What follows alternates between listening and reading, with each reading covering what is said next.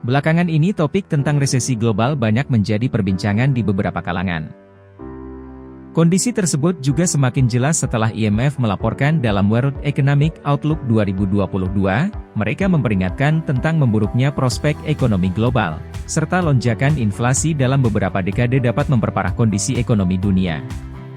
Mereka melihat kemungkinan 25% dari ekonomi global akan melambat menjadi kurang dari 2% di tahun 2023. Sebenarnya apa itu resesi? Merupakan kondisi atau keadaan ekonomi suatu negara yang turun secara signifikan.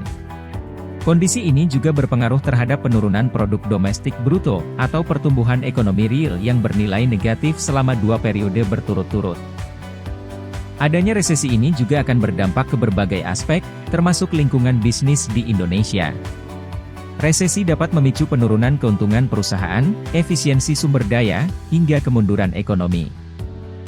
Menghadapi kondisi tersebut, apa saja yang perlu dipersiapkan perusahaan ataupun pemilik usaha dalam menghadapi resesi? 1. Analisa situasi. Perusahaan perlu membuat perencanaan yang tepat dan terukur. 2. Cek potensi tren pasar.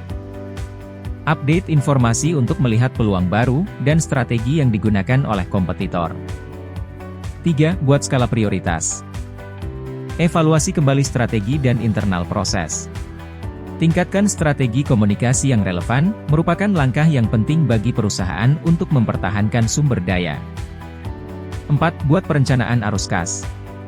Perusahaan perlu lebih teliti dalam mengelola pengeluaran, untuk menjaga keuangan agar tetap stabil. 5. Jangan ragu untuk kunjungi indoinfo.co.id. Jika Anda membutuhkan solusi efektif yang dapat digunakan untuk memitigasi risiko tersebut. Resesi mungkin terdengar menakutkan. Namun, hal tersebut merupakan bagian alami dari siklus bisnis yang dapat terjadi. Kondisi ini selalu diikuti oleh periode pemulihan dan pertumbuhan ekonomi. Anda dapat menerapkan beberapa cara yang sudah disebutkan tadi untuk menghadapi resesi.